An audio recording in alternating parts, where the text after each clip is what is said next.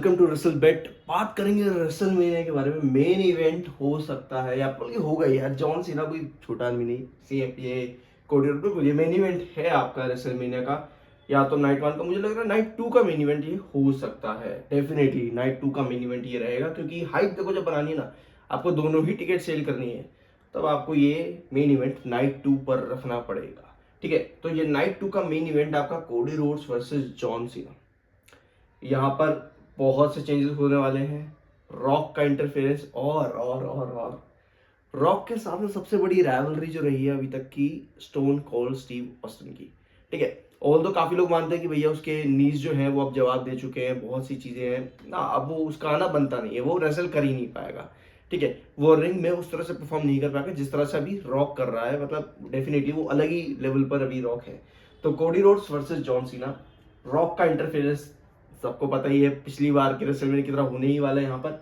Stone cold Steve Austin, ये मेरा यहाँ पर दावा है कि स्टोन कोल्ड स्टीव ऑस्टिन यहाँ पर इंटरफेरेंस करेगा और रोक को स्टोन कोल्ड स्टनर पड़ने वाली है बड़े सालों के बाद। मजा आ जाएगा अगर ऐसा हो जाता तो। ठीक है, तो ये पूरा मेन इवेंट हाइप अप इसी चीज की है। और अभी रॉक एपिसोड में, नेक्स्ट रॉक एपिसोड में जॉन सीना आने वाला है। ठीक है, अब फेस था पहले, अब हील सीना रहेगा।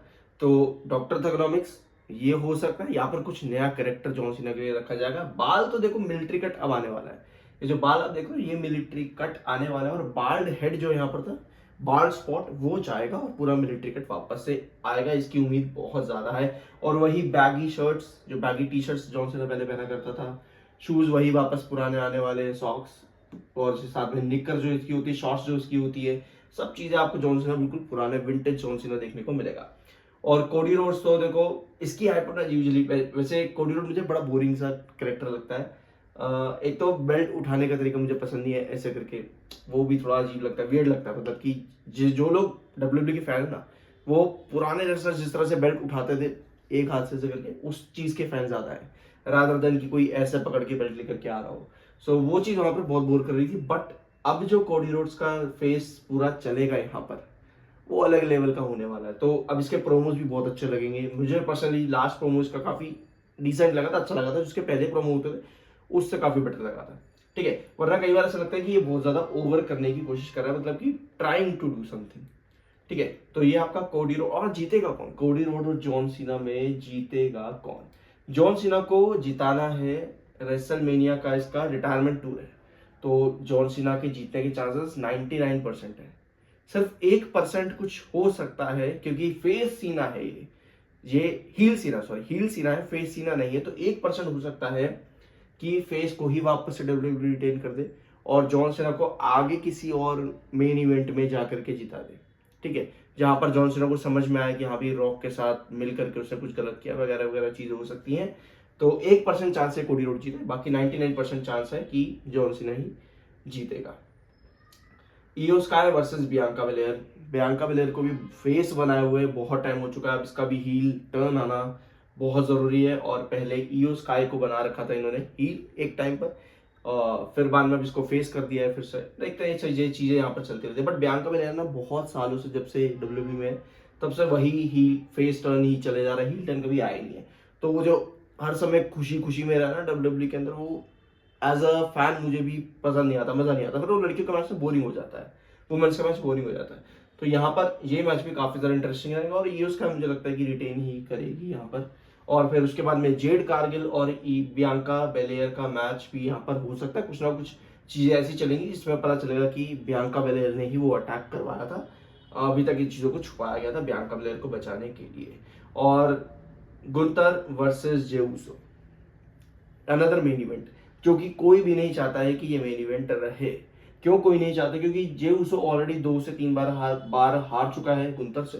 ठीक है, और जे उसो की हाइप इतनी बना दी गई है कि डब्ल्यूडब्ल्यू को उसको रॉयल रंबल जिताना पड़ गया। क्योंकि डब्ल्यूडब्ल्यू क्या कर रही है ना, सोशल मीडिया पर आजकल ज्यादा एक्टिव मुझे लगता है कि है, और जो फैंस कहते हैं उसी पर चल देती है। तो पहले फैंस ने बोला कि भैया इसको बेल्ट जितो, इसको टाइटल जितो, इसको इससे जितो, उससे जितो। तो अब जितवा दिया रॉयल रंबल, अब करवा रहे हैं मेन इवेंट। तो फैंस कह रहे हैं कि भैया बोर हो गए हम, तो मजा नहीं आ रहा, पहले ही 3 बार हार चुके, तो अब क्या ही फिर से तुम लग जाओगे इसके साथ में। और ऊपर से रेसलमेनिया का मेन इवेंट, मजा नहीं आने वाला है। तो बस फैंस अब टर्न अगेंस्ट हो चुके हैं जे उसो के। तो हो सकता है डब्ल्यूडब्ल्यू उसको सुने और फिर क्या करे कि जे उसो को यहाँ से हटा दे और गुंतर को ही रिटेन करवाए एट रेसलमेनिया फ्रॉम जे उसो। तो जे उसो के हारने की पॉसिबिलिटी मुझे काफी लग रही है, लेकिन क्या हो सकता है ना कि गुंतर की मदद करने के लिए आ सकता है जो इसका लुडविक काइजर था। लुडविक काइजर हो सकता है गुंतर की मदद करने के लिए आए, और फिर जिमी जे उसो की मदद करने के लिए फिर कौन आएगा, जिमी उसो आएगा। अब जिमी उसो और जे उसो की जब बीच में केमिस्ट्री चलेगी, उसके बीच में गुंतर को हराने की कोशिश होगी, बट गुंतर को ये शायद हरा ना पाए। ठीक है, गुंतर को शायद हरा ना पाए। सो ऐसी कंडीशन में जे उसो और जिमी उसो का टैग टीम फेज फिर से शुरू हो सकता है। ठीक है, टैग टीम फेज फिर से जे उसो और जिमी उसो का शुरू हो सकता है। सो ऐसे में गुंथर जब रिटेन कर देगा, जो पॉसिबिलिटी मैं समझ रहा हूँ, ठीक है, प्रेडिक्शन जो मैं समझ रहा हूँ कि गुंथर रिटेन कर देगा यहाँ पर, तो कोई नया एंट्रेंस आता देखने को मिल सकता है एट दी एंड, अगर ये मेन इवेंट जाता है। और ये मेन इवेंट जाएगा, डेफिनेटली जाएगा मेन इवेंट। पर जे उसो को जिताना मुझे नहीं लगता कि अभी समझदारी की बात होगी। सो गुंथर जब जीतेगा उस टाइम पर एक रेसलर वापस आ सकता है, रिटर्न कर सकता है। वो हो सकता है ब्रॉक लेसनर। ठीक है, वो हो सकता है ब्रॉक लेसनर, क्योंकि गुंथर और ब्रॉक लेसनर की जो केमिस्ट्री इन्होंने चलाई थी रेसलमेनिया लास्ट जब ब्रॉक लेसनर था वहां पर, सो काफी हाइप थी कि गुंथर वर्सेस ब्रॉक लेसनर होगा। ऑल्दो ब्रॉक लेसनर के अभी केसेस के अंदर चल रहा है, तो ऐसा तो निकाल ही दिया है। काफी लोग, काफी रिपोर्ट्स ऐसी हैं कि ब्रॉक लेसनर तो भैया गया, मतलब कि एटलीस्ट इस रेसलमेनिया में तो नहीं आने वाला है। बाकी बाद में कभी उसके ऊपर केस हटे, चीजें हों, तो शायद वापस आ जाए। बट मुझे लगता है कि कहीं ना कहीं चीजें ऐसी, कुछ चीजें ऐसी होती है, कई चीजें ऐसी होती है जो कि छुपाई जाती है।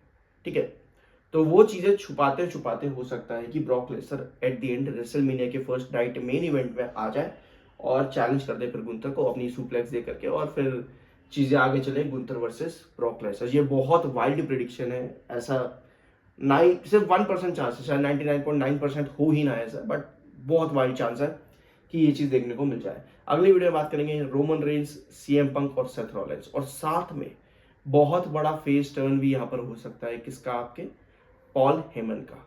मिलते हैं अगले वीडियो में।